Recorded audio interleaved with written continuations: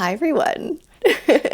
We have something very exciting happening today. This is something new. We've never done this before. First of all, we have Bestie Freya here. So you want to introduce yourself? Hi, everyone. I'm Freya. If you guys don't know me, it's great to see you. I'm just obviously a massive book nerd as well. I am obsessed with fantasy. So we're pretty much going to be talking all things fantasy today. Especially today, yeah. We literally have just all fantasy stuff going on. Yeah. You guys probably know me because I think we're posting this on my channel, but in case you don't, I'm Jaime. I also love fantasy and reading and posting videos about reading.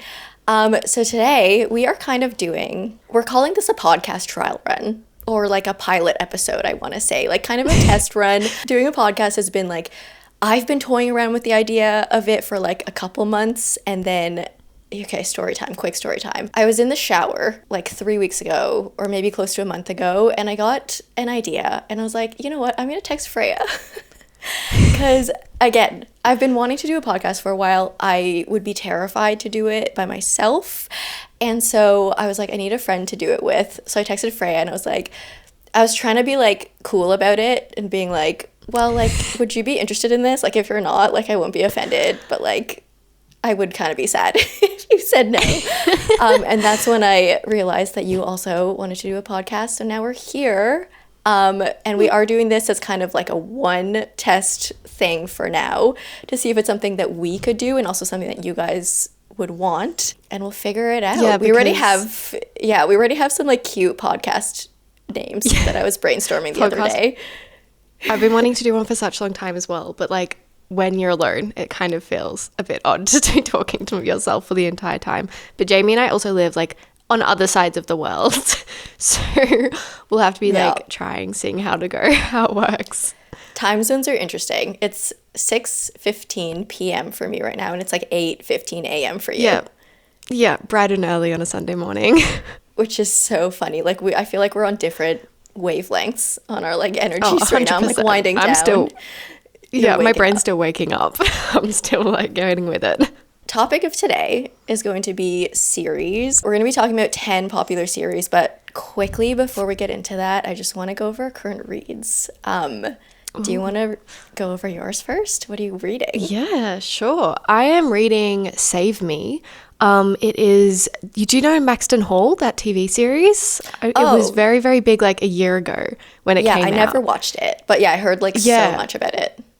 Yeah, it's like one of those great enemies to lovers in a college kind of situation. Mm-hmm. And I watched it and was like obsessed. And the books are only in German, but they're getting translated into English. And so I got one of the first copies that's translated into English. So I've just been like devouring that over the weekend.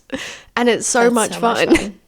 That's so fun. It's like romance. Yeah, it's enemies to lovers. Yeah. It's very much like, yeah, just one of those typical, like kind of like The Deal, Elle Kennedy vibes, like that kind of vibe. Just very typical college romance, enemies to lovers, rich boy kind of situation. Okay. It's fun. It's really fun. I haven't read the Elle Kennedy books either, but I've only read one, don't worry. Okay. What are you reading? I'm reading a really weird book. I actually have it right here, but it's like a weird book. It's like kind of out of my normal range. I'll show the camera. Ooh, but I'm reading Shark I like Heart. The cover. Yeah, it's by Emily Haybeck. It's very strange. It's like kind of a magical realism book, but it's not fantasy. I feel like it takes more of like a character route, but basically we have like a newlywed couple at the beginning of the book, and then one of them, the husband, starts turning into a shark. Like a literal shark. Like I've read 15 pages. Yeah, I've read 15 pages so far. That's it. And he's just like starting to turn into a shark. Like I think it's like his teeth or something, or his skin that starts changing first. Like it just kind of feels like a little weird. And then like he goes to the doctor, and the doctor's like, yeah, you're just turning into a shark. But it's like not a weird thing. They're just like, you're turning into a shark. And then he's like, okay, now what do I do? And I've only read 15 pages, so I don't know what happens from here. But like the fact that that's happened in 15 pages is bizarre. So I'm just getting into that. But it's funny because I feel like this month I've been getting into a lot of like literary character reads. For some reason, I've just been like in that mood. So I was like, why not? I'm going to pick this one up. Maybe it's like the summer air is letting you be a bit more adventurous. The cover also does not give that, I feel like. I thought it was going to be some like Emily Wilde's type like cozy fantasy. No, it's like weird. It's strange. Also, parts of it are written as like screenplays. It's like a scene, and then it's like character stuff. Wow, this is all new territory. I'm branching out this summer. Yeah, you really are. Better than me. Better than my little high school romance. We love those too. Yeah, I'm definitely going to get into like summer romances probably as well. But I'm just into like... Well, you can, yeah. I'm just into weird character books right now. I don't know. It's great, honestly. Like, I love hearing about it. I'm too scared to branch out into that kind of stuff, so it's great to hear it from you. Well, I'll let you know how the shark experience goes, and then you can try it out. Yeah, sounds good. You're like, yeah, no. I'm like, I need to branch out. My reading. All I read is like romances and fantasy books. But that's so the odds much really fun. now and then when I'm like going into a book slump. Okay. Although you have convinced me to branch out into Frederick Backman, and I feel like that's out of my comfort zone, and I've been liking that. Yeah, and you liked Beartown, right? Yeah, I loved Beartown. So yeah, I definitely need to continue into his worlds. Once you get into his, because he gets like quirky, I'm gonna start getting into you into the like, all this weird stuff. That's like the stepping stone. Shall we talk about series? Let's move on to our let's series. do it. So, yeah, we basically picked 10 really, really popular series that are talked about like all the time.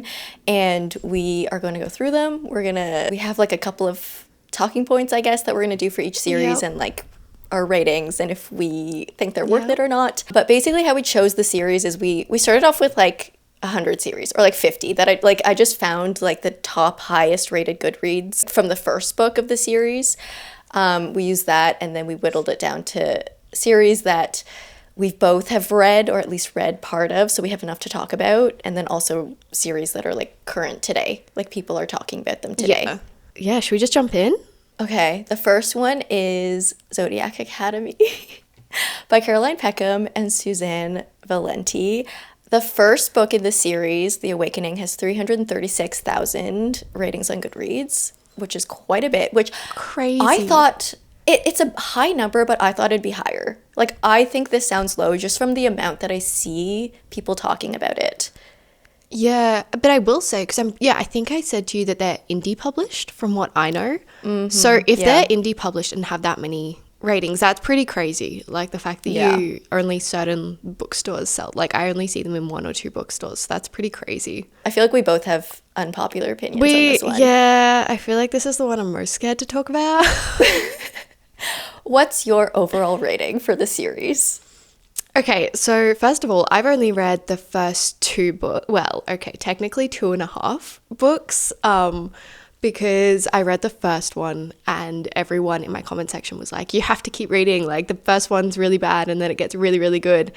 And then I read the second one and a bit of the third one and I just wasn't really vibing with it. It wasn't really my thing.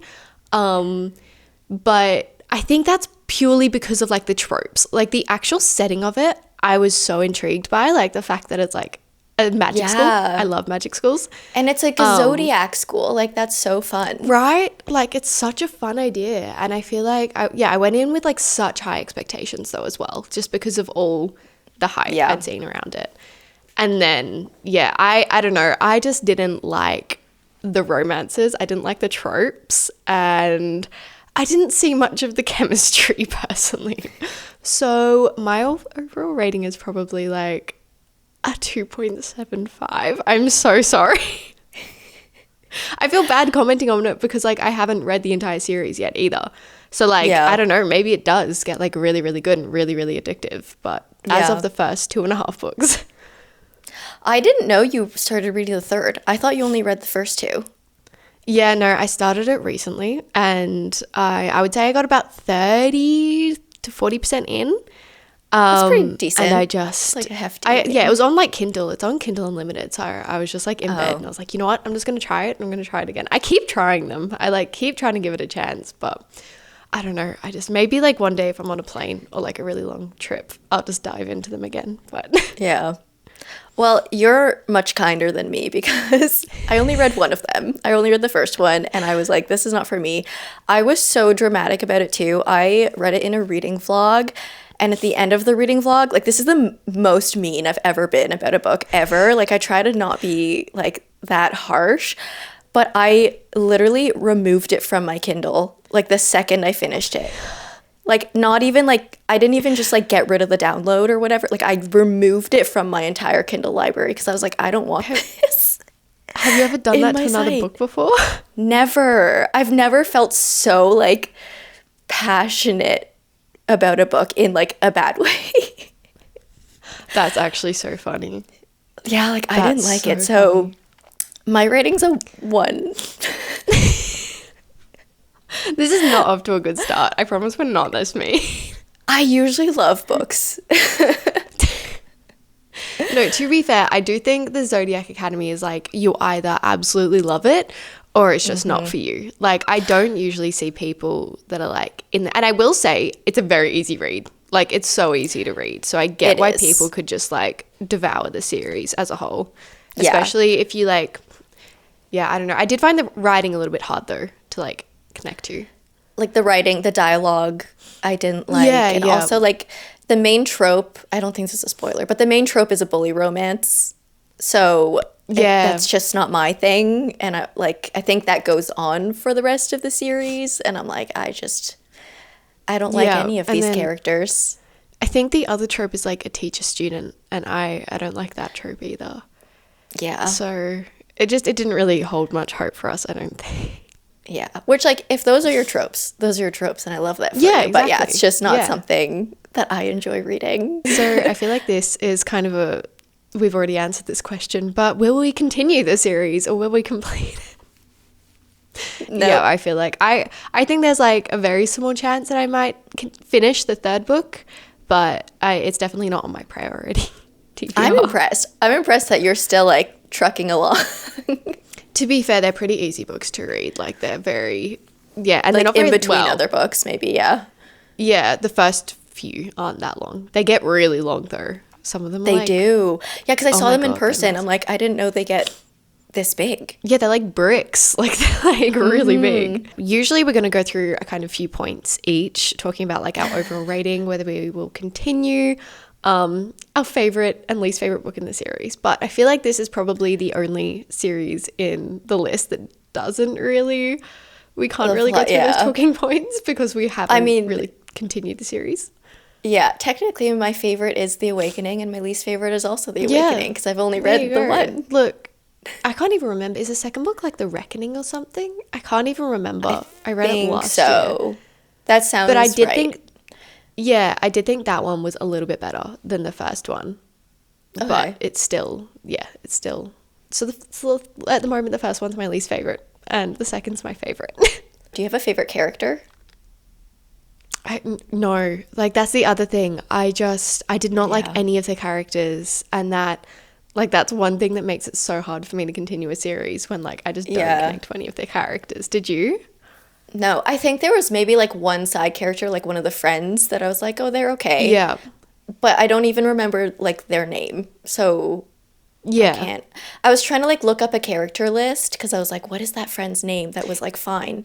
And I literally can't find it or I can't remember. I also really wanted to like the love interests, but again, I didn't. I mean, I don't think you're supposed to like the I don't even want the bully romance situation. I don't think you're supposed to like him in the first book. I think he's probably meant to grow on you. But yeah, as of the first two, I didn't love him.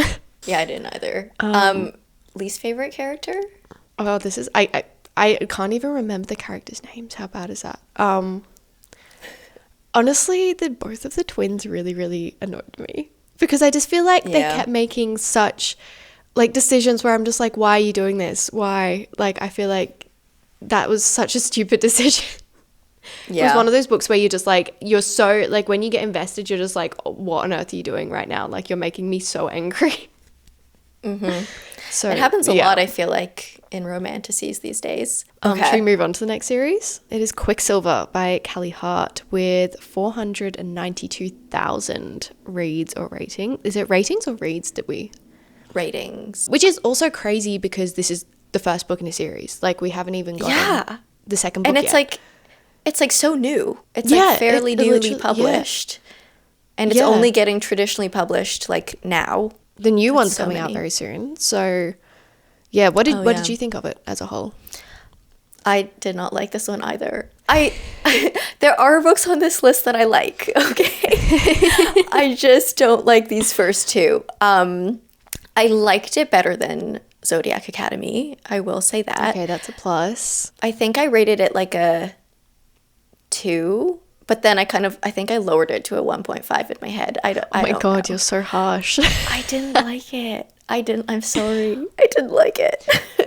That's so funny. I actually didn't mind it. I thought it was like a very easy romantic, very much like a romantasy. Like, I feel like some fantasies are like fantasies with a line of romance, but this one was like very romance heavy, I felt. Strict romantasy, like a full romantasy, yeah. Yeah, full romantasy. And I actually, like, I thought it was fun. I read it really, really quickly. And I feel like I went in with really low expectations because for some reason I thought I'd hate it.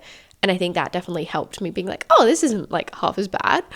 So I think I gave it a 3.75, like almost a 4 stars when I read it.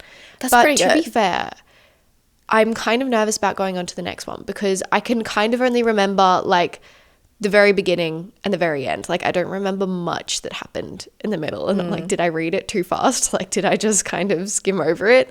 I feel like the middle and the end were like really messy. So it's all a blur to me too. Like, I remember when I was reading it, I was like, what is going on? Like, it started out, I think, like fine. Like, at the beginning, I was like, okay, it's fine. Like, when we were like building the world, I was like, okay, this is cool. I was actually really excited for the alchemy side of the magic system. Because I was like, that's kind of unique and cool, like for a romantasy. Yeah. But then we didn't really expand on it, and that's what I was kind of waiting for the whole time. So I think that's like a big part of my disappointment with it. Yeah, no, I feel like there was so much potential with it, and like especially with the magic system, like there was so much potential, and it kind of, I don't know, I feel like we just focused on the love story so much that everything else kind of trickled to the side. And like again, whilst I actually, you know, really enjoyed it, yeah, I don't know. It wasn't like my favorite romantasy I've ever read, that's for sure. I think I definitely recommend it to people who are like new to fantasy though. That's fair. Like, if you've never read another romantasy before. Yeah, like I think it's like if you've just read like Fourth Wing or something, like I think it's that kind of same vibe, like very easy to read, very addictive kind of. This one was kind of bully romance too though. Like, I feel like he was so mean. It kind of was. Yeah. I feel like it bordered on the line of like enemies to lovers, but also kind of bully like romance. Bully. Yeah.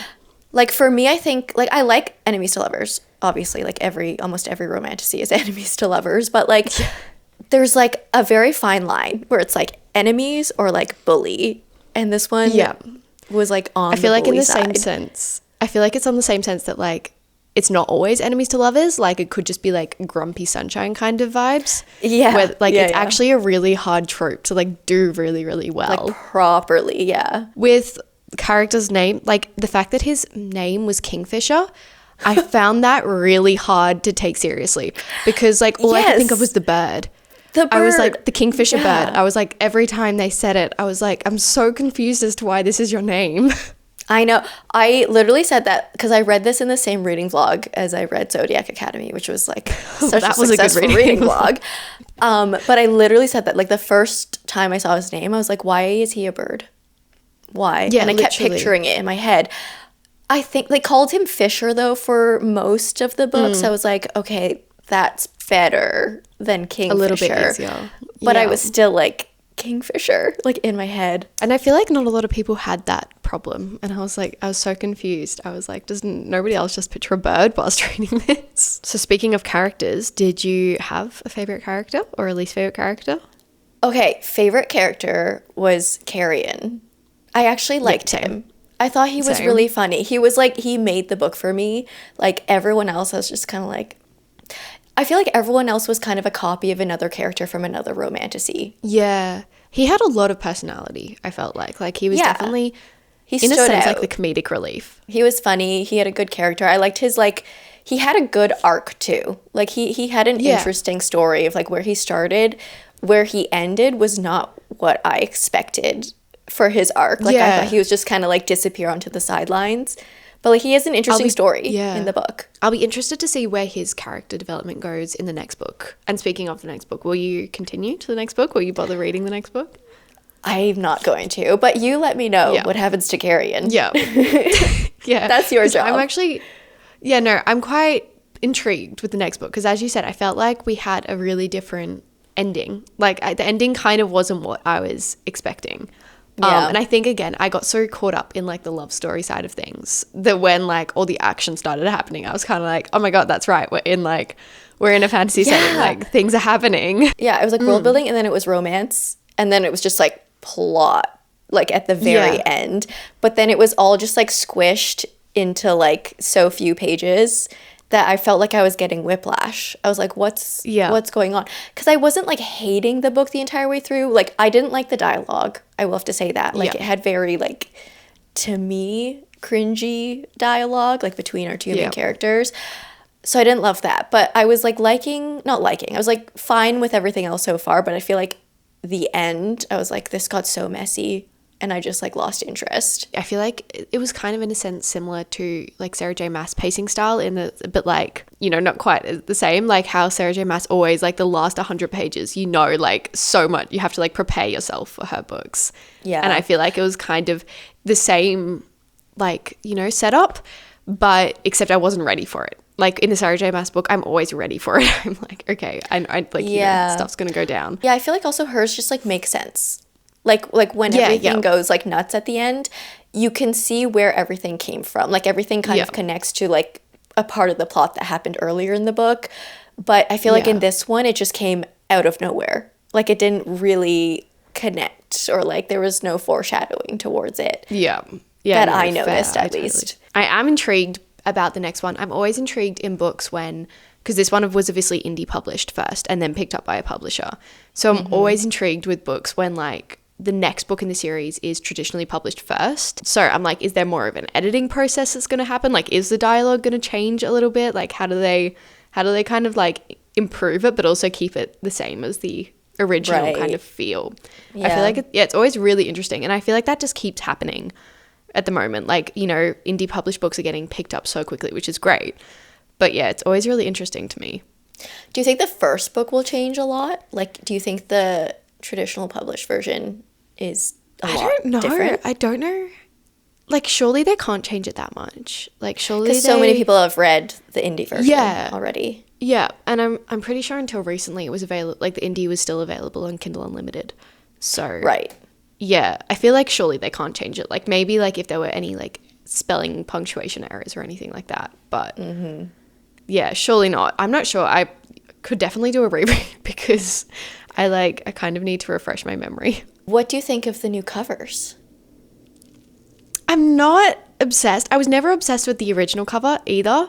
I feel like the name, like, Quicksilver has so much. Like, I feel like it could have such a cool cover. But, like, they're very simple, which I was quite surprised with. I want to see, like, the molten, like, Quicksilver portal stuff. Like, that would be cool to, like, weave into the design of it. Yeah. Yeah, no, I feel like it's very... I only realized recently that authors have, like, no say over anything that happens to their book once they pass it to a publisher. Like, they don't get to choose the blurb for the back or any say on, like, the cover or anything like that. So, like, that's all other people, which is kind of crazy because it's like they wrote the book and it's like, wouldn't you want, like, their input into how it's, like, displayed, essentially? Yeah, even just, like, really a little bit of influence on it at least. Yeah. Like, just, like, you know, approving designs or whatever. I'm not entirely sure the entire process, but yeah, I learned that recently, which was really interesting to me and surprising. Yeah. Did you have a least favorite character? Kingfisher. Yeah, no, I will say I didn't hate him, but, like, he probably was my least favorite. Yeah, I didn't like of, like, him. the main characters. I didn't like what he was saying. It made me feel very uncomfortable, the things he was saying. Yeah, no, that's totally fair. Totally fair. No, there were definitely some instances where I was like, oh, okay. Yeah. Kind of just Well, like few chapters. let me know when you read the second book how it is and what happens to Carrion. Yeah. Update will come. Should we move on to some stuff that we actually enjoy?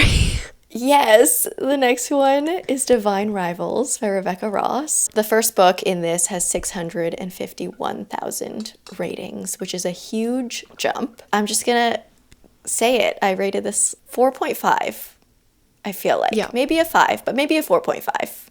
I'll say 4.5. Yeah, for the entire series. I feel like it's one of those series that like in the moment I always rate like a 4.5, 4.75, and then I think back to it and I'm like, oh, but I love it so much, and I'm like, I kind of feel like it should be a 5 stars. Yeah, like maybe it is a 5. A 5 in your heart, 5-star feeling. Yeah, 4.5 in the brain, 5 in the heart. Yeah, same. I love Rebecca Ross's writing though. She she creates the most like cozy but like not boring in any way settings. Yes. Which I feel like is a really hard thing to do. I tend to get bored with cozy fantasies. Like there are a few cozy fantasies that I really love, but for a lot of them, I just get really bored. And like I love them for the vibes, and I always love like the first 100 pages of them because I'm like, ooh, this feels so cute and cozy. And then it's just like I get bored as it goes along. But yeah, give me a nice cozy fantasy with a good plot, and I will love it. And that's what Rebecca Ross does. Rebecca Ross is so good at writing them. And I feel like the Divine Rivals duology in itself is almost like a historical romance, but like with fantasy elements. Like it's almost, the fantasy isn't even the main plot of everything. Like it definitely has, it's definitely influences the politics and everything like that. But which is again really interesting because I feel like if I like a cozy fantasy, usually the fantasy has to be like the center of it, Yeah. And same, I'm very hit or miss with cozy fantasy. Like I'll either be really, really enjoying it, but usually that's if I have like an hour to sit down and just like read as much as I can or something. In like one cozy sitting. Yeah.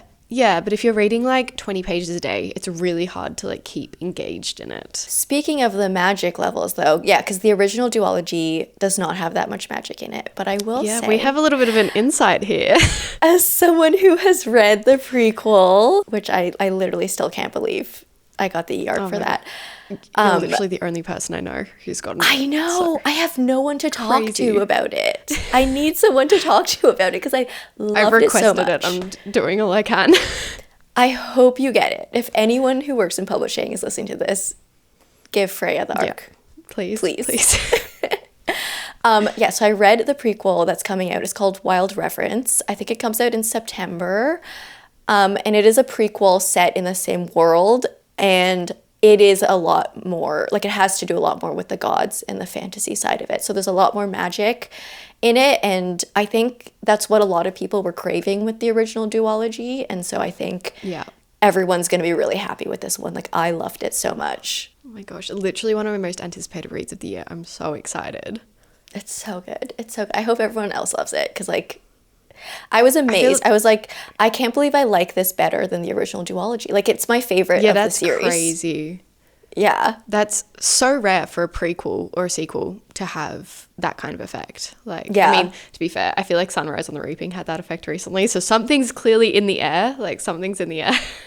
Yeah. No, it's the year of the prequels. Have you read the Elements of Cadence, I think it is? Like, the River Enchanted duology? Yes. Yeah. I'm sorry, I only read the first book.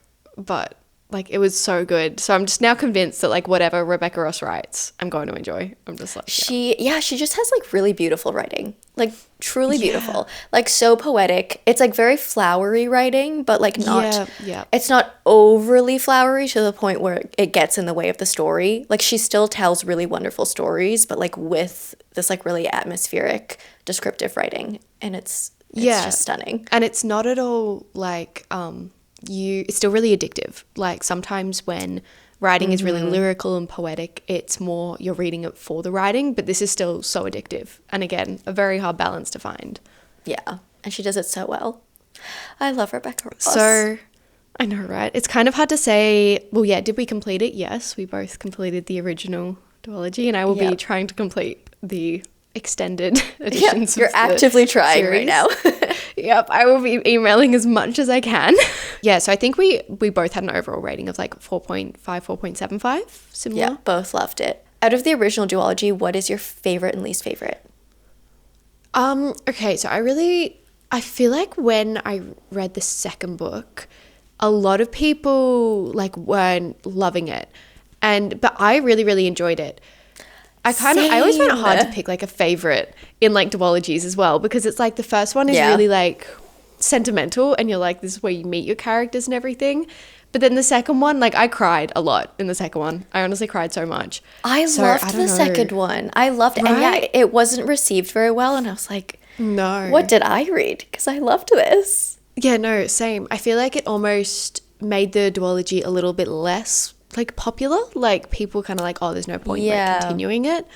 But if you haven't continued it and you're watching this, like take it as your sign, because we both loved it. So yeah, clearly it's very diverse opinions. But yeah, I don't know if I would choose a different one. Like I don't know which one I'd choose. Do you have a favorite? I think I actually liked the second one better, which is the most unpopular opinion. I liked Divine Rivals. Like I loved it obviously, but I think I was missing like a little bit. Like there was so little magic in it that like everything it read more like like a historical fiction magical realism book, which is wonderful in its own way, but I was craving like a little bit more information on the gods and like what was going on, and we got a little bit more of that in the second book. And I also just like how we kind of had like a role reversal with our two main characters in the second book, and I really enjoyed that dynamic. A lot of character development in the second book. Lots of character. Yeah, I feel like it went like a lot of things came full circle too.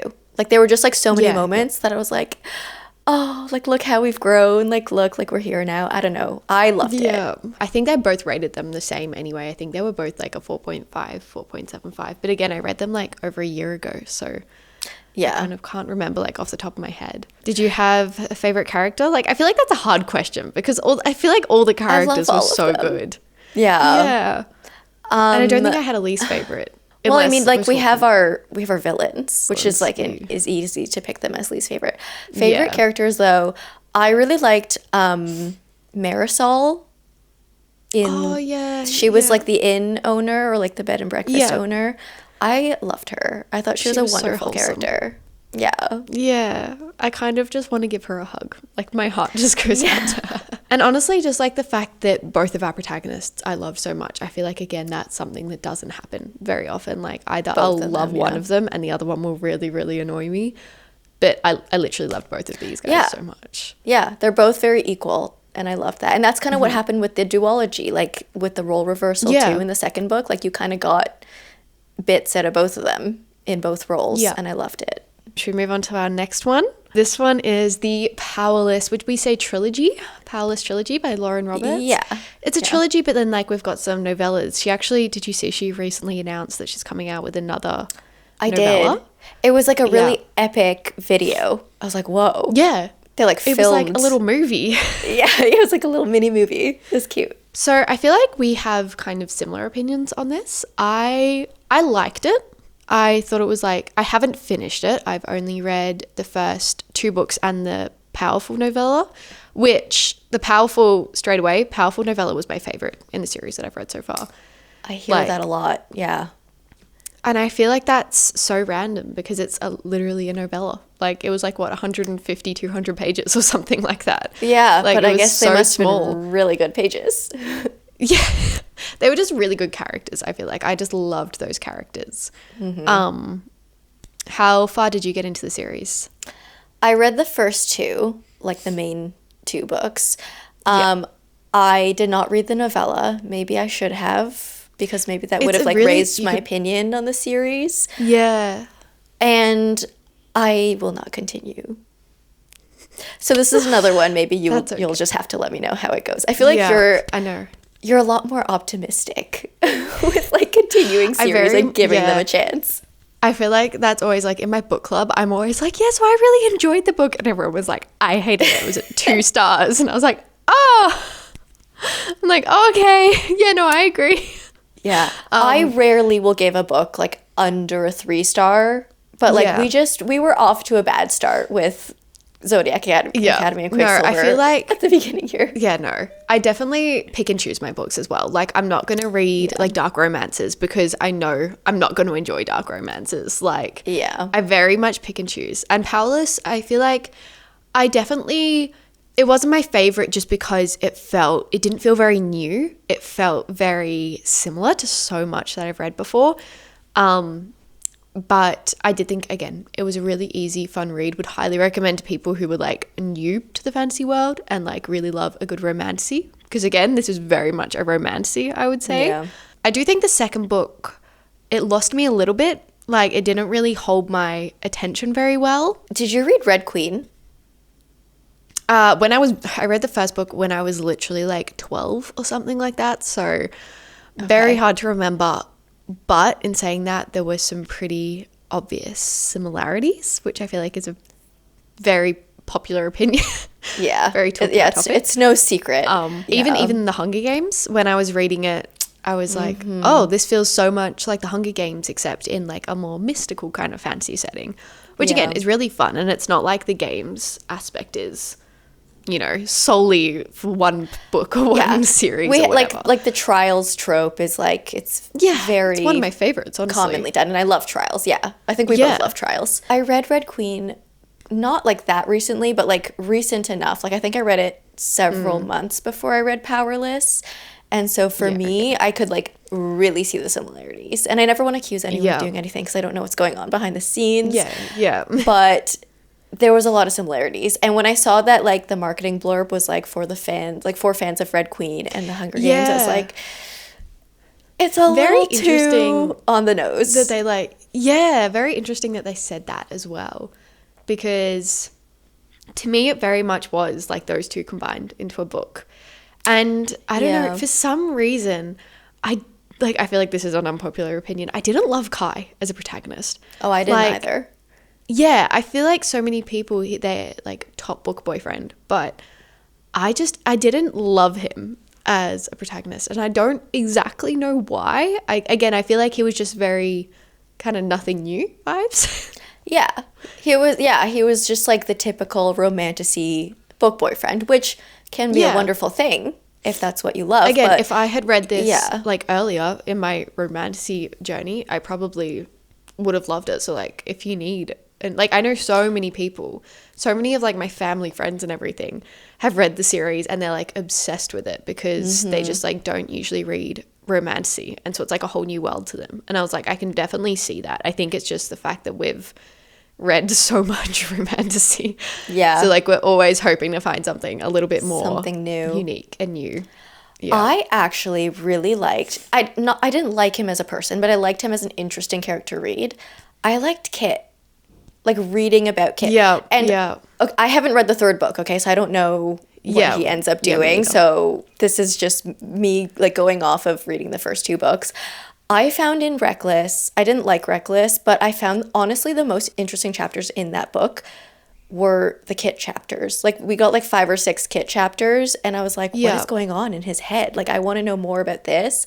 And I think a part of that is like I love interesting villains. I love reading about interesting villains. And I always talk about this. This is a little bit off topic, but like I love V.E. Schwab. She's one of my favorite authors.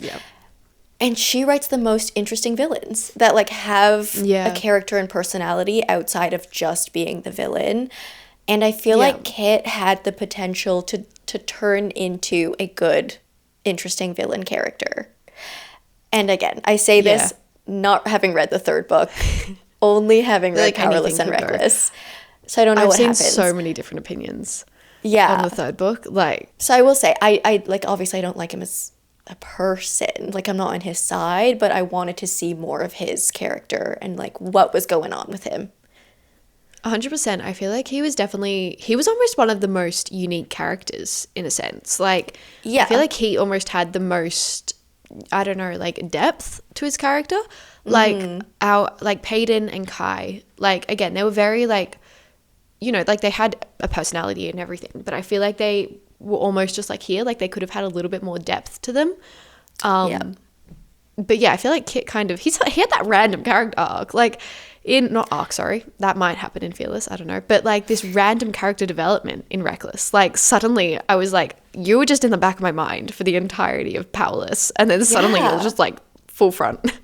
I just think also like what was happening with Peyton and Kai, like I just was not invested in their romance. So for me, like all of their interactions in Reckless were really boring because like I wasn't invested in them as a couple. Yeah. And so every time we moved to like a Kit chapter, I was like, ooh, something new, like something interesting. Yeah. And like I just craved more of that, which again, I know is such an unpopular opinion because I've seen so many people being like, what are these Kit chapters? Like, I don't want these. I just want Peyton and Kai. Have to push through. Yeah. For me, I was like, yes, give me more of this. Yeah, no, that's really interesting. Again, I feel like if I were to read this when I was like 14 or something though, I would have been obsessed because I was all about like those little tiny interactions that like, you know, like would just build chemistry. And I feel like Reckless definitely was like trying to, you know, give that vibe like of like the tiny, small, slow burn interactions. So I think if I had read that when I was younger, I would have devoured it. I would have been obsessed with it. But I think, again, I hadn't read as much romantasy then. I was more reading like fantasy and YA and all that kind of stuff. Mm-hmm. What's your overall rating for the series so far from what you've read? Because of Powerful, a 3.75 or almost a 4. Because if it was just Powerless and Reckless, probably a 3. But Powerful really, like, I really, really enjoyed it. And I was weirdly emotional. Yeah, that makes sense. I'm at a 3, having read the first 2. Yeah. But yeah, I will like not they're like continue. good series, but yeah, you're not going to continue. I do need to continue. That is like on my TBR for the month. So hopefully I'll get to that within the next few days, I hope. Let me know how it goes. I feel like we've kind of covered characters in a way. Did you have any other characters? Not really. Yeah. They were kind of the main ones, I think. Okay, the next this next series is exciting. Okay, this one, we've kind of combined 2 because he has two very popular ones, but we have Mistborn by Brandon Sanderson with 873,000 ratings, which is massive. And we kind of lumped in the Stormlight Archive with 611,000 ratings, even though, neither of us have read it. But it's on both of our TBRs. Like, we both have the first book. You can't blame us for not getting to that. Have you? Like the size of those books is terrifying. It's so scary. It's like, and I have the mass market paperback version, so it's like this really short but like lumpy thing. Yeah. Like I don't. Even how do you hold that? Gonna be like how do you read it? We'll talk about Mistborn though, because we both read. Yeah. We'll talk about Mistborn because we've both completed that duology. Trilogy. Morning Brain. Have you read any of the continuation in the Mistborn series? No, so I've only read the 3. Yeah, I've only read the 3. Yeah, no, same. I think I read accidentally when I was younger, when I was getting into the Mistborn series, like, again, like 14, 15. I accidentally read a phase 2 book, and I was really confused on what was going on. Do you remember anything from it at all, or you're just I remember a few characters, so, like, that makes sense, but, yeah, no, not a lot. And I was still, like, clearly not enough because the ending of the series still completely shocked me. Were there like I guess you would have been spoiled. Like, does it reference? Technically I definitely knew like, you know, in the first book how there's that one big kind of like the one big plot twist. I knew of that, but I couldn't really remember much else. Interesting. Because I feel like that keeps getting brought up. Okay, what did you rate the series? I know you loved it. I love it. It's a 5-star series for me. I just absolutely loved it. I feel like it was the perfect high fantasy book to me because I've read so many high fantasy books where they can really, really drag on, and the characters, like, there's almost too much character development and too much talking, like, you know, politics and stuff before the actual action. Like, not a lot happens, like specifically the ones that come to mind. I don't know if you've read the Wheel of Time series. I haven't. It's like I've only gotten halfway through, which is still like 5 books.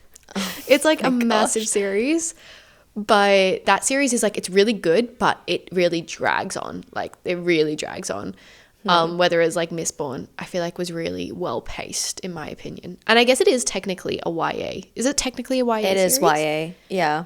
Which is quite, like, it's quite a lot for a YA series, I feel like. But It's a lot, but okay, I guess I'll get into my opinion about it. yeah, I feel like that kind of piggybacks onto yours. Yeah. So my overall rating for the entire series is a 3.5. I gave Mistborn a 5-star though. I really enjoyed the first book. The second book, The Well of Ascension, is where it lost me. I felt like it just dragged on forever. There was also a lot of repetition in it, I think. Like, and this is where I was kind of getting to, like, with the series being categorized as like a YA series. I feel like it's like such an epic fantasy series. So yeah, there's like a lot involved. But I think Brandon Sanderson's writing style, especially in The Well of Ascension, seemed very young. Like, it read very young to me. And I think it was because he kept explaining the magic system over and over and over again that, like, I felt like I was being talked at as a child, kind of. Like, he was like, oh, do you remember, like, what iron does? Or, like, I don't remember anymore. Like, but, like, do you remember what steel does? Because it was, like, every action scene we had, he was, like, he would re-explain the entire magic system. Like, he'd be like, oh, and then she, like, burned steel and then, like, pushed whatever and then burned this metal and then pulled. And I was like, but I already know that, so why are you telling me that again? And I feel like this book could have been, like, a lot shorter if we didn't have the magic system, like, repeated to us. Yeah. And again, that's probably quite, like, good for, like, younger kids, like, to be, you know, constantly reminded. And I think it worked well for me because I read it there was, like, a 6-month gap in between Mistborn and then, like, Well of Ascension. So I was like, for me, I needed that refresher. I was like, okay, this is good. Like, I need a constant reminder. Yeah. And even in the first, like, half of Well of Ascension, I was going back to, like, the little, like, glossary thing where it would tell me, like, what character was what and what metal did what. I feel like I was a little bit lost in that. So that probably helped. But I do think you're not alone in that opinion. I think a lot of people loved the first book and the second book either makes or breaks a series for them. Yeah.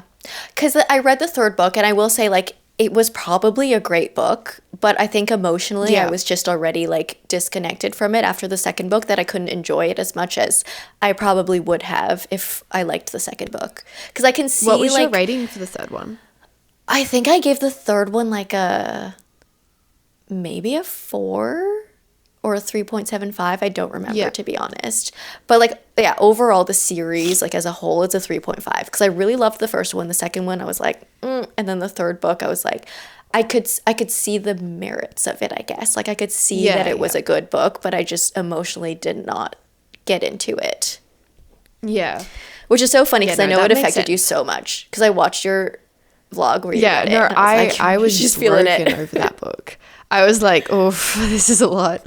And again, I do think that a lot of it was a big emotional factor. Like, I was so connected to the characters by that point that whatever was going to happen, I was going to, like, feel it strongly for the characters. Will you continue into his phase 2 of the Mistborn, or do you reckon you'll just go straight to, like, the Stormlight Archive? I'm not convinced on continuing with Mistborn phase 2, but I will read what is it called? The Way of Kings, the first book in the Stormlight Archives. I will read that one because I have it. I've also read some of his standalones, or one of his standalones. I've read Tress of the Emerald Sea, and I have... I have Yumi and the Nightmare Painter on my TBR. So I am continuing my Sanderson journey. Yeah, he's I think objectively, he's a very good writer. Like, you know, he creates very incredible worlds.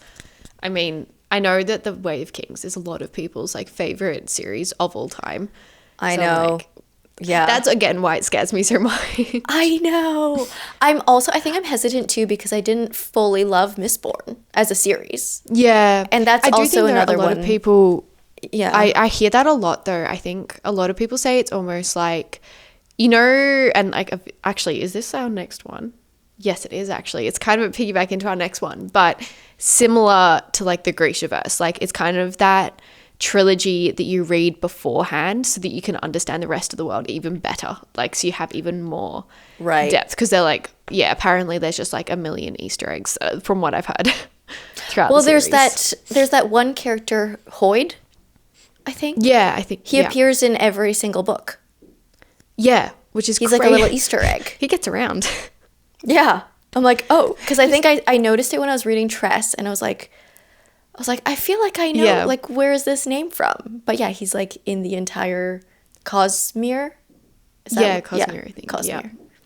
I'm forgetting my words today. But yeah, that was a lovely transition into the next series. Yeah, into the Six of Crows. We've kind of again bunched all this together, like the Six of Crows, Shadow and Bone trilogy, and the King of Scars duology. And we have both read everything in this We've both universe, haven't finished, we? yeah.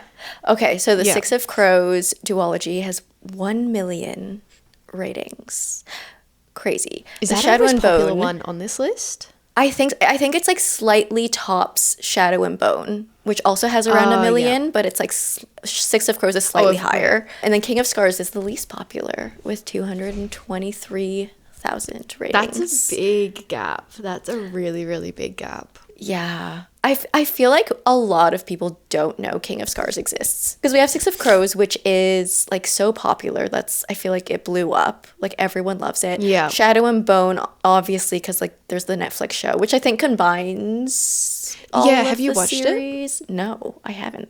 I I probably watched should. the first season. The first season was amazing. I kind of got a little bit lost in the second season. But the first season was amazing. But I never really recommend it to people because they're like, oh, can I just watch the Shadow and Bone TV show instead of reading the trilogy before going into Six of Oh. Crows? And I'm like, no, because like the show just, yeah, it combines the two. So it has all the spoilers for Six of Crows. And like, I definitely Right. think it works. Like they definitely did it in a really good way, and I thought the cast for that was like perfect, like especially the Six of Crows, like they were yeah. definitely exactly how I imagined them. But yeah, it's kind of interesting that they chose to do that.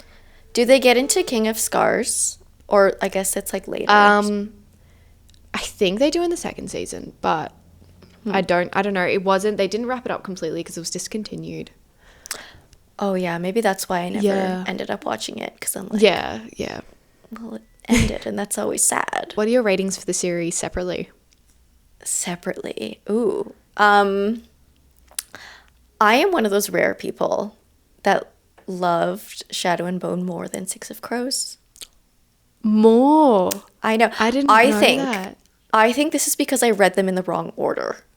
Because I read Oh, yeah, okay. Six of Crows first, and that was wrong, and I shouldn't have done that. But everyone was telling me like that Six of Crows was better, and everyone told me to just read that one and to not read Shadow and Bone because it wasn't worth it.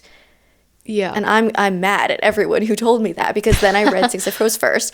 I really liked it. Like I really loved it. I think I gave one of the books like a 5 and one of them a 4. Yeah, I think. yeah. So I still really loved it. But when I read Shadow and Bone, like after that, I was like, I love this trilogy. Why did everyone tell me not to read this? Like I really loved Yeah. it. So I would say that's like slightly higher for me. So let's say I give Six of Crows like a 4.25, and then Shadow Yeah. and Bone's like a 4.5. Yeah. I then read King of Scars, and I really liked the first King of Scars book, and Yeah. I enjoyed the second book, Rule of Wolves, but the way it ended was very frustrating to me. Very frustrating. I liked the ride. I liked the journey. I think the character development in King of Scars was maybe like the best in the entire Grishaverse. But there were some things that were not concluded, and I'm just really mad at that. And so And I'm holding a like, I'm grudge. sure she did that for a reason, but the fact that that was I know. written how long ago now? Like a good, like I feel like I want to say 4 or 5 years ago. King of Scars is the most recent. Yeah, maybe Yeah. 4 years ago. I don't know. Yeah.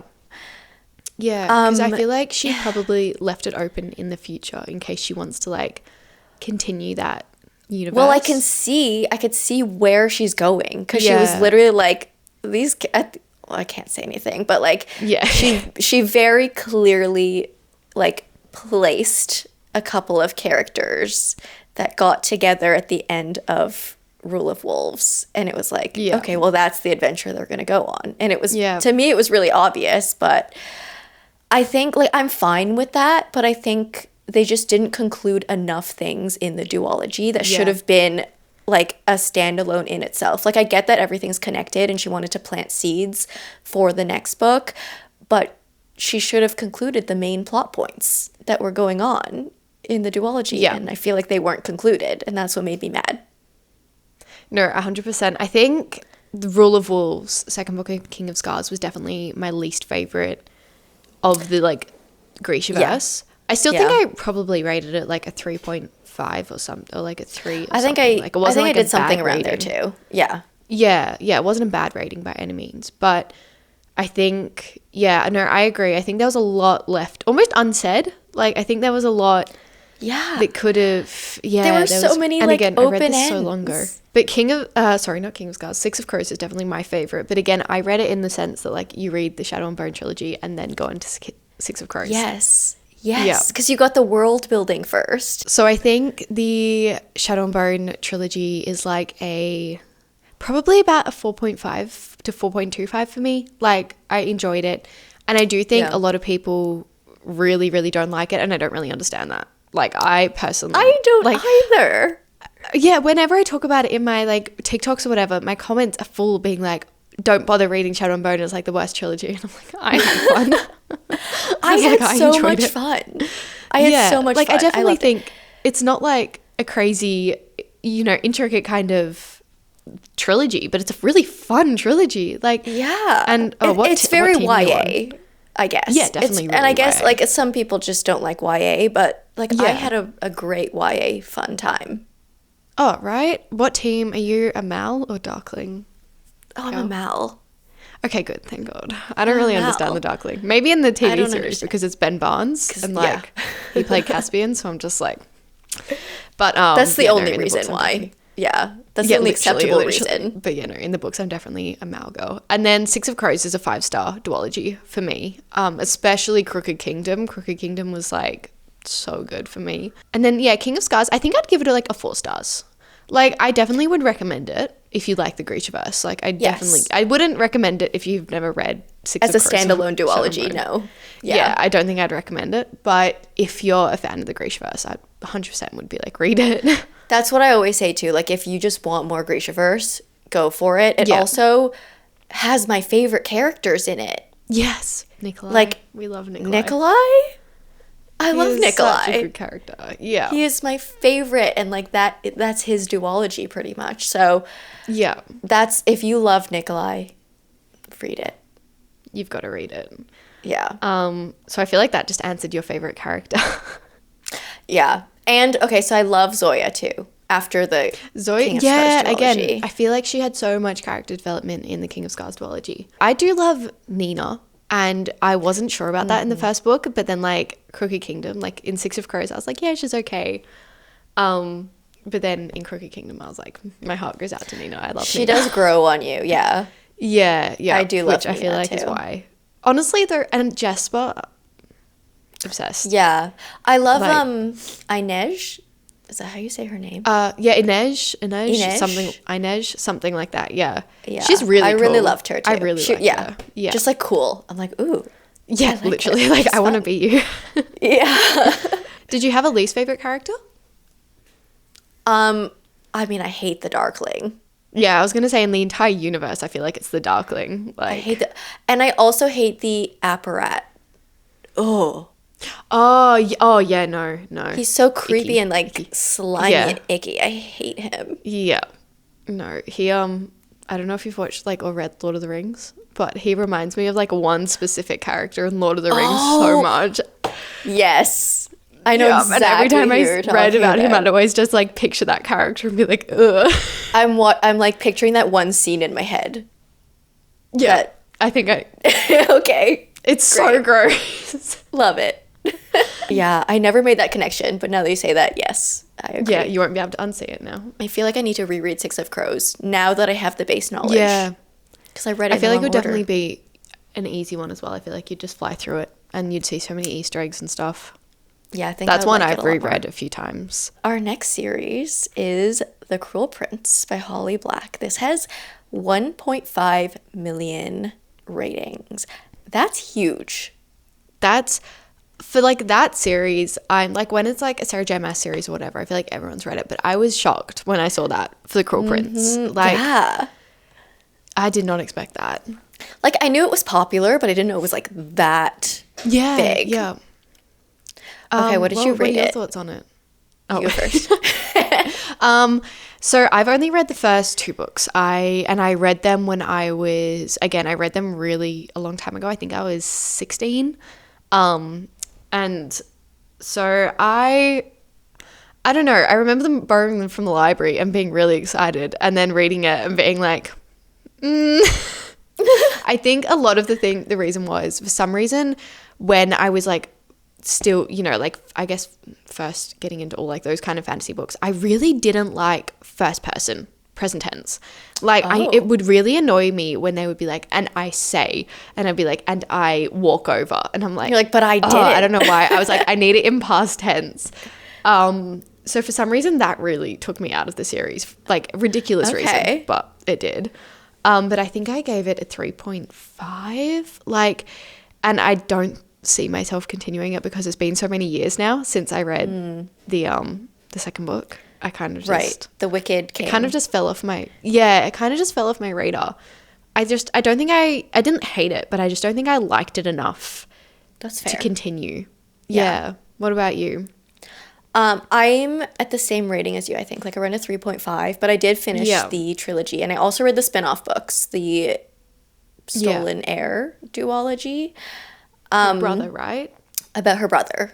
Yeah. Yeah. And I have a very interesting experience with this world, because I did really enjoy the Cruel Prince book. I liked the atmosphere of it. Like, I liked the world. Yeah. I think it was one of my first books that I read that had that, like, more folklore fairy type. Yeah, like, I had read like the Akatar fairies at that point, like kind of like that type of fairy, like the Bat Boy, whatever. They're not technically fairies, but like that kind of fairy.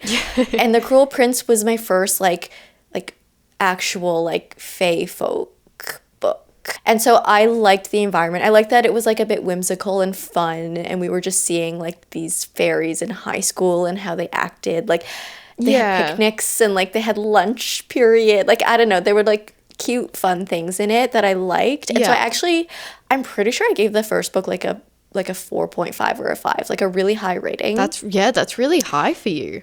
Yeah, I really liked it. Also, I will say at that point, like, I read this a while ago, and at that point I was a lot nicer with my ratings, and I would give 5 stars more frequently than I do now. Yeah. But I gave it a really high rating. I read the second book, and I agree the second book was not great. It almost lost me, but I had already bought the third book. Like, I bought it all in a box set. So I was like, I might as well continue the series.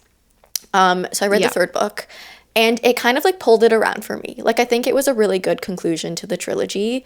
And so it made me have like, I don't know, an overall positive view on the series. I definitely think I'm in the minority for like not enjoying it that much, because I see so many people like Hayley Pham and stuff, like they're like, that's their like top series of all time. She loves it, they've ever read. And when I feel like I went in with those when thinking back, obviously I didn't know when I went in, but thinking back, I'm just like so confused about that, because I'm like, I don't know. I was like, why did I not enjoy this more? I've definitely gone to try it a few times. Like, just because I'm like, maybe I was just like young and didn't, you know, I just wasn't in the mood. I'm such a mood reader. Like, I've definitely wanted to go back and try it again, but I haven't. I've got so many books to read. I just haven't. I know. We don't have time to reread things. Yeah, we got big TBRs. Yeah. It's not my favorite series of all time. I do love the world. And my interesting experience with it is when I read the spin-off duology, it kind of lowered my rating of the entire like Elfhame world. Like, I didn't love the duology, and I was like, maybe I don't love this as much as I thought I did. Yeah. Which is, really interesting, especially because it's not directly related. Like, it's not like you're dealing with the exact same characters. Obviously, you've got little cameos of different characters, but like, interesting that like you're literally not even dealing with like the same characters, but it had such a big influence. I know. It was so weird. Yeah, it just kind of lowered my overall rating. I was just like, oh, maybe everything's not as well-rounded. I don't know. Maybe because you read it, like I'm assuming you read it a bit later than like when you read the first trilogy. Yeah, but not even. No, I don't think not even, because I read The Cruel Prince pretty bizarre late then. too. And I think Yeah, the okay. spin-off came out like a few months after. I don't know. Like, I don't remember taking a Yeah. huge break. Interesting. I mean, it's good we have some different opinions going on. Yeah. Different experiences. Yeah, I don't even remember what it was exactly that I didn't like about it, because it was a while ago that I read it. But yeah, just Yeah. I have no helpful insights, but that's just my feelings. Yeah. It's just not I like don't a know. 5-star series. Yeah. Favorite character? Should we go? Do you remember the characters? Not really. I'm really struggling. I remember the main protagonist really, really bugged me, and that's another reason why I didn't really Jude? want to continue it. Yeah, Jude really, Okay. really annoyed me. Interesting. I also didn't like. I think that was also one of the first books where I read where it was like enemies to lovers, but in the sense that like he's genuinely like does like, you know, he's like genuinely a bit mean to her, and I Yeah. was like, why are you being mean to her? I was like, what are you doing? Yeah. Whether it's not like all the enemies to lovers I'd read were like, oh, you know, our families, like Romeo and Juliet style, like our families have so much, like we're just meant to hate each other. It's not like I'm actually mean to you. Yeah, I will say, yeah. I'll admit, like, I didn't like Carden until, like, the third book. I think I was just like, I was like, these little bits of romance aren't doing it for me. I liked Vivi. She was, like, the oldest sister that, like, kind of went Oh, off to the yeah. human lands. And she was like, Yeah, I'm not yeah. dealing with you guys anymore. And she just, like, left. And I was like, you go, girl. I liked her. Yeah. And I didn't like Locke. He was Carden's friend. Oh, yeah, I probably... I just you're remember I like blocked him that out of whole my kind mind. of little group. I was reading it being like, oh. Yeah, I was he like, did a lot of things, "You're and annoying." he got worse. He got worse, Oh, great. which is not good. I And do also, kind of want to reread it. Yeah, why not? They're Like- easy to read. Yeah, They're short. They're so small. Our next series. This is the big Do you want to one. introduce this one? Yeah. Okay, it's the Empyrean series by Rebecca Yarros, and the first book, Fourth Wing, has 2.9 million ratings. That is the fact that it only came out, is it 3 years ago now? Was it only? is- Yeah, because it's I been think like so. 1 year. Because Iron Flame came out like less than a year after, and then Onyx Storm was like a year Yeah, after. did it come out in 2022, 23? Maybe. Yeah. Something, Sounds one right. of them. So the fact that it's only been out, like a lot of these series, you're like, yeah, okay, they've had years, like even the Yeah. Cruel Prince, like had years to gain up all those ratings and stuff. The Yeah. fact that Fourth Wing, like, and look, honestly, I'm not a massive Fourth Wing fan, but like props to Fourth Wing for like getting so many people back into reading, getting so many people to like get into fantasy again. Like that is crazy. It did some good things. Yeah. Yeah, it definitely did. And the thing is, it's going to get bigger. It's going to get bigger. Oh, 100. Because is there meant to be 5 books in the series? 5 books. Yeah. Yeah. And also, because there's a TV adaptation happening. Oh, of course, On yeah. Prime. Which we still. So I feel like so yeah. many rumored castings for that. I'm so. I know it's curious to see. everywhere. I'm not sold on anyone yet. No, me either. I don't even know who. Like, I can't even fan cast it. Or oh my god, we should do an episode of that one day. Okay. Of like fan casting. Once we have a real but I- podcast. But yeah, I genuinely can't even think of one person off the top of my head who I think would work as like Zayden or anyone really. It doesn't in the cast. exist. Doesn't exist in real life. I do think it does have the potential to be very Game of Thrones-esque, but like with a little bit less gruesome and a little bit more romance. Like, Yeah. I do think it has the potential for a TV series to be like really fun.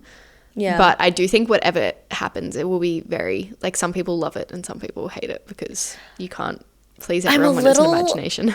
I'm a little worried that it's Prime. Just because Yeah. I haven't seen like a fantasy that I've loved from Prime, and that Again, they scares did me. Wheel of Time, and I didn't love that. I think the only series I've enjoyed by them that's like an adaptation, because they've done quite a few now, and like just movies. I think I enjoyed, like, obviously Summer I Turned Pretty. It's fun. Like, I feel like they've done a pretty good job with that.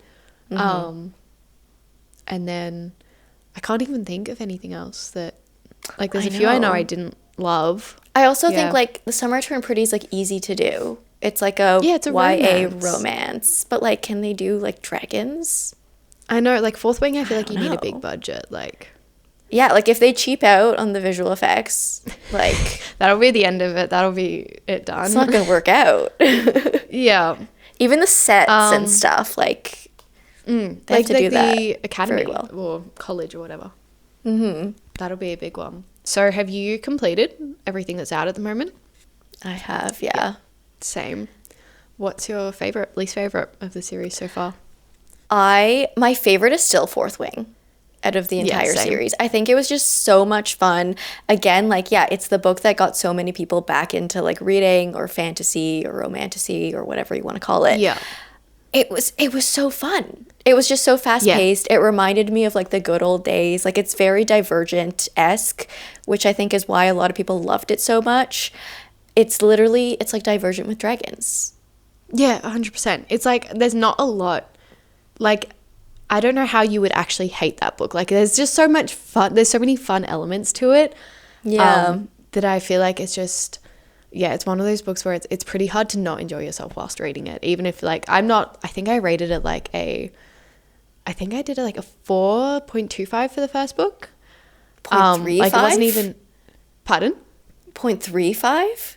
Oh, did I say 3? I meant 2.5. You probably said 2, but I heard 3. I was like, oh, what is this rating system? 4.25, yeah. Yeah, I have a different rating system.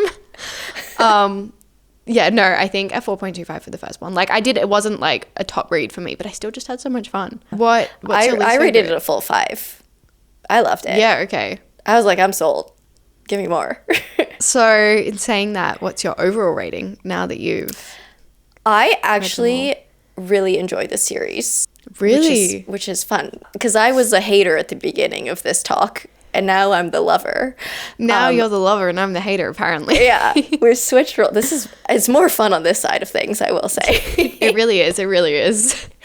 I would say it's like a 4, maybe Yeah. even a 4.25. I don't know. I'm like really invested in these characters, and I So think you'll definitely like, continue. oh yeah, I'm definitely gonna continue. Yeah. And I think it's like it's just one of those series that it's so fun to like think of theories. Yeah, It's one of those yeah. series She's done that you can really like, well. yeah, you can reread and reread, and she leaves so many hints as to like what's gonna happen in the next books that it's so Yeah. fun to theorize. And I think that's what is one of the most fun things about this series as a whole. Yeah, no, 100%. I think she's really, like, she's definitely, it's almost like it's written for the fans, I feel like. Like, there's so is. much in there, that especially in the last one, I was like, there were so many, like, little theories that were proven or, like, other ones that, like, kind of, like, things left unsaid. Like, there's just so much potential for the rest of the series, I think. I don't know if I will continue it, though, because I am just so disconnected to it at the moment. I really liked Fourth Wing. I hated Iron Flame. I did not enjoy Iron Flame. I think it was just because, like, it lost me so quickly. Like, the first 100 pages, I was, like, invested, and then I was just lost. I was like, it kind of felt a little bit like Crescent City 2 for me. I was like, I feel like this could be a few hundred pages shorter, and I don't want to say too much, but there was a lot of things that I was really, really bugging me. I'm also not a massive fan for the love story. So I think all of those little elements, I just was like pushing myself through the book. And then Onyx Storm, I definitely enjoyed more than Iron Flame. Yeah. But yeah, You're not convinced. My favorite. You're not like fully convinced. Yeah, I to don't continue? know. I feel like I almost needed to do like a full reread by the time the next one comes around, because at this point I'm just kind of like, I don't know, I'm not invested enough to know all the theories, and I feel like if I was, I would be enjoying it so much more. Yeah. So yeah, I don't know. Apparently I've got a lot on my list to reread. Yeah. So Iron Flame is my least favorite in the series. I think that's a common opinion, but I did not hate it as much as everyone else did. Yeah. I highly disliked the romance. It was the weakest part of the Yeah. book for me, and I think that's what a lot of people base their ratings out of, which is like so fair. It was so annoying. It did not have to be there. And yeah, the book could have been so much shorter without like all the miscommunication or like lack of any communication. Right? Like there just wasn't communication. Yeah, it just didn't exist. And it was really annoying, but I did like, and I think it's because I reread Fourth Wing right before Iron Flame. So Yeah, like okay. a lot of the lore and stuff like really expands, and I think when you get that seamless flow between the two books, it like works really well. So I think I I've liked seen a lot of people all of say that. Yeah, I liked all of that Yeah. in Iron Flame. Like the more of the world building, I even like all like most of the plot I really enjoyed. It was just the romance that was so Yeah. annoying. That makes a lot of sense. I've even people I know did like a reread of Iron Flame before going into Onyx Storm before it came out. And they were like, some people like, I hated Iron Flame the first time I read it, but like reading it a second time, there was just so much Yeah. that I like picked up on that I completely missed because I was annoyed at like the relationship side of things. But like there was so many like little political things that I picked up in the second time Yes. round. So I Yeah. was like, oh, that's really interesting. So that kind of makes me think like, oh, I think I might have just been tied up. I was so excited to read it, and I think I might have just been a little bit tied up in the relationship. Yeah. I think I have a similar like experience, like because I also reread Yeah. Iron Flame before Onyx Storm. If you know the romance sucks, everything else is fun. Yeah, no, literally, yeah. I think rereading it would be really interesting to see all like the political side of things. I guess I will continue to read the series and I will let you know how this Yeah. one goes. And you have to let me know Yeah, how I all think- the other ones go. Yeah, that I didn't think like. it'll definitely depend on like the thoughts I see around the next book and if I continue it. If it's like, I think there's a few people like you I really trust, and yeah, there's a few other people who I like really trust that would like actually say if it was, you know, really going downhill. But you know, if there's only positive reviews, I feel like I'll probably, which is what got me with Onyx Storm. Like I wasn't sure whether I was going to read it. And then I just saw so many people be obsessed with it. And I was like, okay, fine, I'll read it. Do you have a favorite character and least favorite character? I feel like favorite characters. I do have a least favorite character, but I can't say because I don't want to spoil anything. I don't know. I think you know who I'm talking about. Would you Yeah. say that's like a common least favorite character, or is that I haven't heard that a lot. just sometimes they really annoyed me, and I don't know why. Okay. I think again it's on the whole like no communication or miscommunication side of things. Yeah. Like I think it was more the relationship they had with other characters that was really, really bothering me. Oh, But then interesting. I think a favorite character, I don't know. See, that's the thing. I didn't really connect to too many characters. Violet I liked in the first book. And then And she really, got and same with annoying. Zayden. And then they really lost me in the second book. So Yeah. I don't know. What about you? I love Bodhi. I love him. Yes. Yeah. Actually true. Yeah. He's my favorite. No, him and Arik. Arik. I never know which one it is. Oh yeah, no. And as soon I as love you him said Eric, so I was like, I saw much. the writing in my mind, and I was like, oh yeah, okay, that's who you're I talking love about. him. I love Yeah. I love Riddick. I actually love a lot of characters. But yeah, it's mostly the side characters. Yeah, I was about to say, I feel like the side character. I feel like definitely in the third book, a lot of the side characters had a lot more development, which was really nice. Yeah. Like I feel like we got a lot more of them, which was really nice. And that's another thing in the second book. I feel like it was very much focused on Zayden and Them. Violet, and I was like, Yeah. give me a break. Yeah, that's fair. Which Oh, is and all again the why I think- dragons. All the dragons. Oh, of course, the dragons. I yeah, love I all the love the dragons. dragons. That's the I best don't part think of there's the a dragon I series. don't like. Well, Yeah, there's no. the Varish's dragon, the orange one Oh, yeah. with like one eye. Even He's yeah, weird. even then though, I don't think I have like that much of a dislike towards like I feel like I hate some of the characters more than I do the dragons. Honestly, That's true. The dragons are just being dragons. Like they're just Yeah, I know, dragons. right? They're like just doing their job. They're just like They're just doing Helping. dragon things. yeah, exactly. You can't get Yeah, too mad that's at them. true. Do you have a least favorite character? His common nickname in the fandom is Daddy Atos. Yeah, Hate him. that's very. Absolutely hate him. Shall we move on to our next one? yeah? Which our again number we've one kind of series. like clumped together. This is our second last one as well. Oh, it's not And even our this last is one. the Sarah. Yeah, no, we still got one more. We'll try to be quick. This is our Sarah J. Maas universe. So like the Throne of Glass series, the ACOTAR series, and Crescent City series. Yeah, a little bit to cover here. I know that you're a massive Throne of Glass fan. Oh I yeah, know that, yeah, it's like a It's- god tier series for it's you. everything. I like it. I don't think it's one of my favorite series I've ever read because I think it definitely took me a while to get into it. I think by Queen of Shadows, I was done. I was like, yep, this is really, really good. That's my favorite. Yeah. I think it's still my favorite actually. I mean, I loved Kingdom of Ash, but like also it was kind of heartbreaking. So Yeah. But yeah, no, I think it took me longer than most people to like really get into the series. But it also kind of makes sense because she wrote it when she was like 16. She was so young. Yeah. So I'm like, the fact that you can even write like the first few books when you're that Still young so impressive. and have an idea of where it's going to go is insane. Yeah. Yeah. Do you have What's your overall rating for all 3 of her series?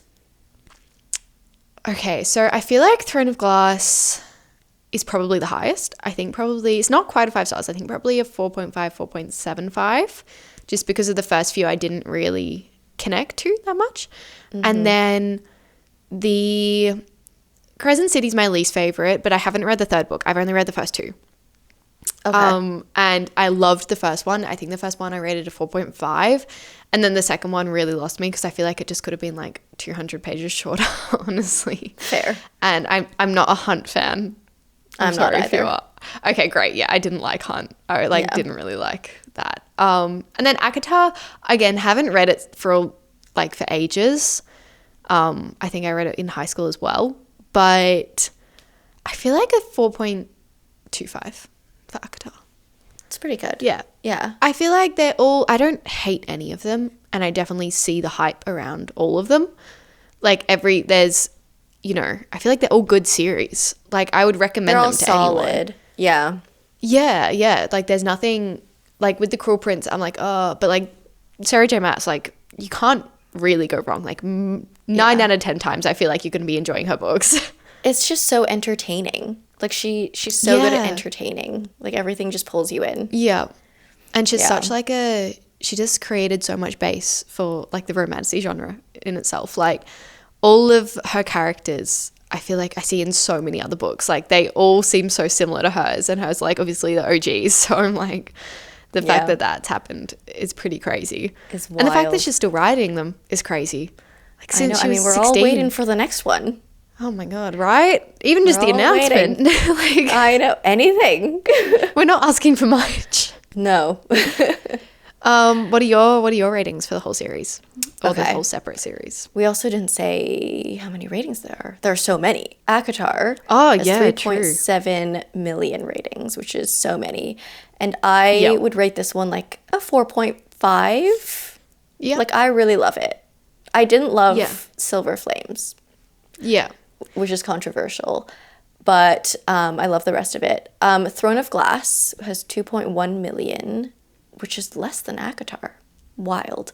But I would rate that like a 5. That's like a perfect series for me. Yeah. Even though I agree, like the first book especially is not the best. But We just give a benefit of the doubt though. We just overall, we're talking about overall big Yeah. picture in the series. Okay, it's a 5 for me. And then Crescent City has 980,000 ratings, and I would give that one like a 4 maybe. Yeah. It's definitely, like I agree, it's the weakest, especially like I know you haven't read the 3rd one, but the 3rd one it's loose. It's a little loose. Yeah, that's what I've heard, and that's why I'm so, and just because it's such a big book, it's such a big like commitment to read it. I do Yeah. think I've been really itching to read it recently for some reason. I've just been like wanting some Sarah J Maas writing, so I'm like, Yeah. you know what, maybe it's time. But like I've heard some people love it though. Some people really, really enjoyed it. Yeah. But just after House of Flame and Shadow, like wait, no, House of Sky and Breath.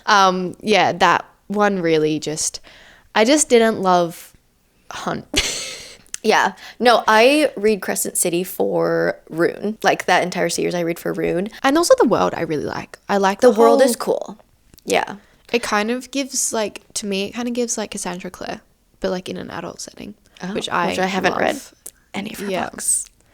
Yeah, we need to force Jamie to read To some get of her on to books. that one. But okay, House of Flame and Shadow. I think I didn't hate it.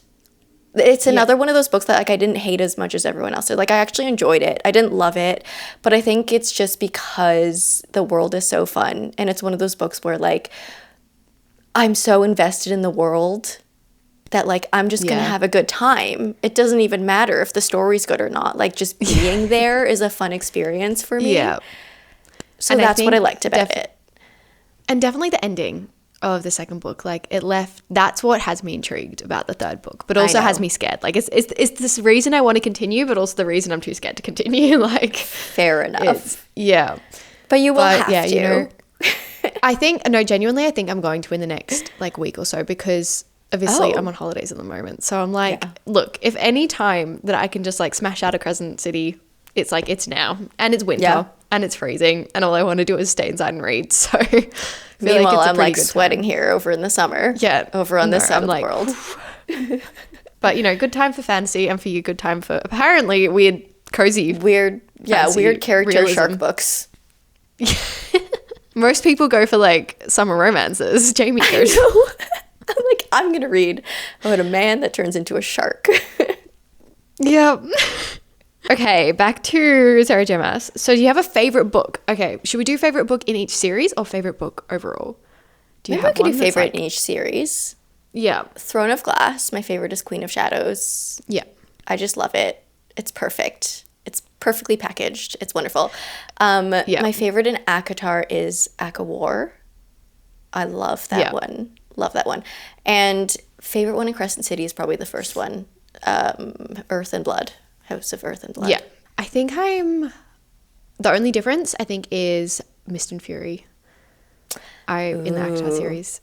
That's I feel like most people's favorite. Yeah, I think so. I think that's a pretty basic answer. I think there was one bit in the third book that I didn't love, which I can't say. But there was one little character moment where I was like, oh no. And that continued into the fourth. Like wait, what is it? Off camera, cut. No, that was in Silver Flames. Oh, wait, oh my God, I'm mixing them up. Wrong book.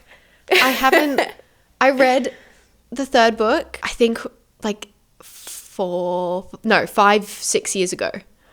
Can you reread them? I know, I need to. So that's what I want to do. I want to reread them before the new one. Yeah. Whenever that may be. Like, I need to do a big delve, because I'm not going to lie, I probably was way too young to be reading that kind of content when I read it, because I think I read the first book when I was 13 and the second book when I was like 14. Like, yeah. Like, I did not know what I was getting into. And I was at my friend's house and she had them. She has like the OG copies. And I just like, she was like, yeah, it's good. And I picked it up. And then I remember reading it being like, okay. So on Freya's channel coming up, rereading the ACOTAR series. Yeah, we will be. Calling it now. We need to be.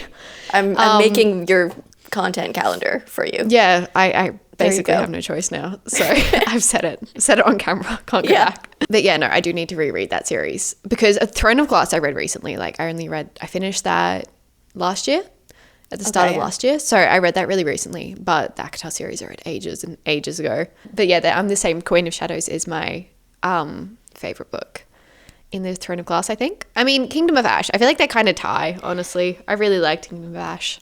Just the way everything comes together, yeah. Yeah, like, so it's just a really good conclusion. Yeah. And then, same for Crescent City, the first book is still my favorite. Yeah. I've only read 2, so. Favorite and least favorite characters? I feel like favorite characters. For Throne of Glass, oh my gosh, I'm trying to remember everyone. We have so many. I love so many characters. Is that how you say? Yeah, I love her. Yeah. Which I didn't love her in like the first, like when we were first getting her perspectives, but then she like grew on me. By the last book, I was like, I love you. I was like, you're so great.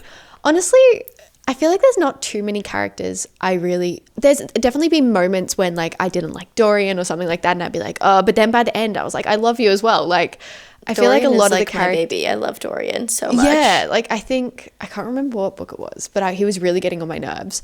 And then by the end I was like, why was I ever thinking that? I was like, yo. Yeah. So I don't know. I feel like a lot of the characters, even if they had moments where I like really didn't like them, again, the conclusion, it made everything, obviously there's like the villains, like, but you know. And then ACOTAR, I feel like I'm so basic in saying that my favorite's probably, oh my God, I always mispronounce this, Recent? Yeah. Yeah, okay. In my head, when I was reading it, I always pronounced Ricent. And I was like, so now every time I go to say it, I'm like, hang on a second. Yeah, no, I feel like Reese is probably my favorite. And obviously Tamlin's my least favorite. from Throne of Glass, there are so many characters that I love. Like, same like Manon. I know. I love Dorian. Yeah. I'm a Dorian girly. Yeah. Aelin, obviously. Yeah. And I don't know, everyone. I love everyone. I know, right? Like, it's so hard to try and narrow them down. Even like Kale, like I didn't like him for a moment, but by the end I was like, you know what, you're great. Like, I get you. He's fine. Yeah, I was like, I get you. Like, I will say Tower of Dawn was probably the hardest read of that series for me. I did do the tandem read, but like every time I was reading Tower of Dawn, I was like, I need to get back to Empire of Storms right now. Like, so that's annoyed. what pretty much got me through. Agreed. Okay, ACOTAR. I love, okay, just obviously like the main characters. I love Rhysand, but Yeah. I love Asriel. I love Asriel. Yeah. So Okay, much. He's so loyal. He has so many like qualities. He's like silent but strong, and I want to learn more about him. Yeah, I know. I really, because I feel like we got little glimpses of him a little bit more in the last book, but from memory. But yeah, no, I feel like there's a lot there that's unsaid for him. Like, I feel like there's a lot of exploration. Much. Yeah. I will say least favorite. I'm going to say this just as a hot take. He's not actually my least favorite character in the ACOTAR series, but I feel like I know who you're going to say. Really? Okay. I didn't like Cassian. As a love interest. As a love interest. I loved him in the first 3 books as like a friend, as a character. Loved him. But once we got to him as like the main love interest in Silver Flames, I didn't like him. Yeah. No, that's okay. That makes sense. I don't think he was my favorite love interest, but I definitely didn't not like him in Silver Flames. Yeah. If anything, I think I preferred him over Nesta, like, character-wise. And like reading about them, yeah. But again, I feel like that's a little bit of a hot take. But anyway, should we move on? All right, should we go on to our last series? Do you want to announce it? The biggest series, yep. It is The Hunger Games by Suzanne Collins with 9.4 million ratings. Like, that is a massive jump. We went from like 3.7 million to 9.7 million. Yeah. I mean, I think well deserved, and like especially recently, I feel like it's probably even just getting bumped up more because I feel like if you read it when you were like a teenager, everyone's just rereading it again. I reread it again. Yeah. Like, I think I'm also seeing a lot of people who never read the books but only watched the movies, and so now they're rereading the books because of Sunrise on the Reaping.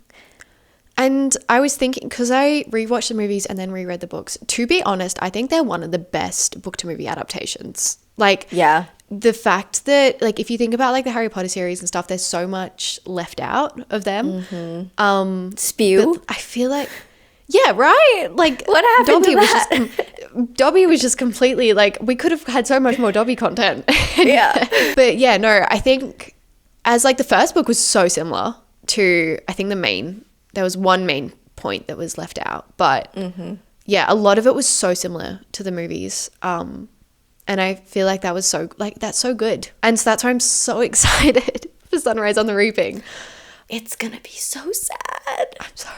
I know. I'm literally going to have to go in like with like no makeup, just tissues, like so that I can just like, I'm going to be a mess. I'm scared, but I'm excited. But I'm so scared. So excited. And oh my God, the casting it's just perfect. Like everything about it. I have no notes. No complaints, literally. I'm like, okay. Yeah. You did it. Good job. In saying that, do you have a favorite of the series, including the new ones? It's such a close tie, and I feel like I need to reread the original series to like decide. But I'll say top 2 are Catching Fire and Sunrise on the Reaping. Mine are the exact same. Of course they are. When I reread Catching Fire, I couldn't quite believe how much content we got of Hamish, like how much we knew about Hamish's games. Before because obviously that's probably the biggest difference in the movies. Like, we don't really know that much about Hamish in the movies.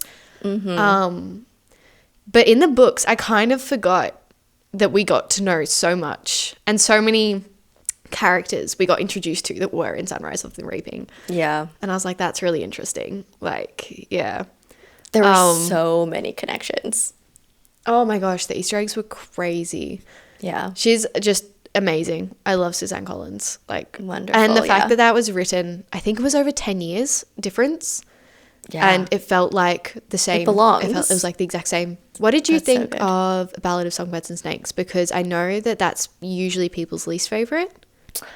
It's not my least favorite. I think my least favorite's Mockingjay still. But again, Yeah, I read see, Mockingjay yeah. so long ago that maybe I need to reread Yeah. it. Sunrise on the Reaping I thought it wasn't my favorite book in the series, You mean but Ballad. Yeah. Yeah. Ballad of Songbirds and Snakes. Yeah. It wasn't my favorite, but I Yeah. think it gave us so much insight to like what goes on in Snow's Yeah, head. I thought, and I actually really loved the movie adaptation. I did thought too. they did a really, really good job. I think I'd like to reread that one because I think there are so many little things I'd pick up on now. And yeah, I think it's an important book. Like it gives you so much more context for the rest of the series, and It does, yeah. like, the politics and everything like that. Like I think it's a really important book. Yeah. And I think like also, I don't think the point of the book was to like make you like Snow, which I think is what a lot of Yeah. people got out of the movie, especially because of Tom Blythe. But Yeah. like the point of the book is to just understand how he got to be the way he is. And honestly, the book made me dislike him even more, which I think was the Yeah, point. that's Because yeah. Yeah, throughout no. his whole journey, it was like he could have picked the good option. He could have picked the better path, but he never did. Yeah. And Yeah, so no, 100%. it There was- shows I his think- character development that way, in a bad way. there was so many, if anything, I was like, this is the reason, like you've turned so evil. I was like, really? Yeah. Like, Yeah. And then it goes on Oh. throughout the entire series. But like, that's why. speaking of like the sequels and everything, what is your recommended reading order if for someone who hasn't read any of the books before? I think publication order. Like, I think Yeah, the I original think so trilogy too. first, and then like Ballad, and then Sunrise. Yeah, I'd say the same. I think reading them in chronological order would kind of confuse you. I feel like you'd be like, why am I getting so much detail in A Ballad of Songbirds and Snakes? Yeah. Because I think it's the biggest of the series, that one. Oh, yeah. Yeah, I think it is. So, yeah, there's a lot of detail. And I think that could be kind of a little bit boring if you don't know the little Easter Yeah. eggs and part you of know, the connections. Part of like the fun is making those connections and like reading Yeah. it and being like, oh, and then like thinking Yeah. back to the future trilogy or the past trilogy. Yeah, however no, you look at it. 100%. Do you have a favorite character? That's kind of a hard question. Oh my gosh, so many. Hamish. Well, yeah, Hamish, Now obviously. after Sunrise. I love Effie. Effie's wonderful. She's iconic. And Finnick. Oh my god, Finnick. No, there's so many good characters, and I feel like hating characters again is kind of just like the villains. Like obviously, I hate Snow. Yeah. Okay, here's my thing though. I hate Snow, but again, like he's such a good villain to read about. He's so calculated. Like Yeah. his thought process, and he's so manipulative, but like in such a interesting way. Yeah. So like I would argue that he's a good character. Like I like Yeah. him as a character to read about, but I hate him as like a person, as like Yeah. you know, his being. Yeah, But like no. as a character, he is such a good villain. Like one of the best written villains, I would say, of all time. Easily. Yeah, he makes the fact that we know so much of like inside his head, like we know why he's doing all these actions and all these evil things. And again, I think that's a really not a very common thing. Sometimes we'll know, I feel like sometimes you know the very basics of why the villain is bad, but Yeah. I don't think you ever have this much of an insight into them, Yeah. which is, yeah. It makes like, it obviously so Voldemort. much more creepy, everything he does. Yeah. And he's so real. Like he's like an actual, like, you know, He's a fully fleshed out character. there's like people out there. Yeah. Oh, yeah. Yeah, like that's what I mean. Like it's just he's so real. And again, I feel like so many other villains, they kind of just feel like a fictional villain. Like he feels like a They're real just villain. there to be a villain. Yeah. Oh, amazing.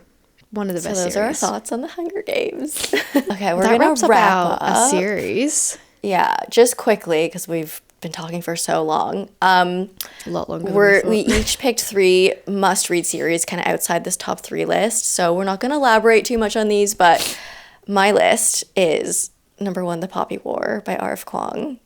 Devastating. Be ready. Check trigger warnings, but it's very good. Shades of Magic by V.E. Schwab, just like one of the best fantasy series ever. I second that. In my opinion. Yeah. Also, very interesting villains. Love her villain characters. And third, I'm going to say Beartown by Frederick Bachman, which is kind of out of topic because it's not fantasy. And we've only been talking about fantasy, but so good. And I recently just finished it, so. Oh, I didn't know you'd finished it. Yeah. Wait, is it a trilogy? Coming. Yeah, it's a trilogy. Yeah, okay. What are yours? Excellent choices. Mine are number 1, The Last Hours series by Cassandra Clare.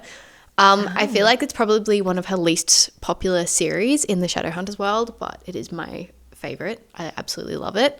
The Madoran Chronicles by Lynette Noni. This is like the Akane series. It's a very, very YA series, but in the best way possible. Like magic school, found family, everything like that. Like it's so much fun.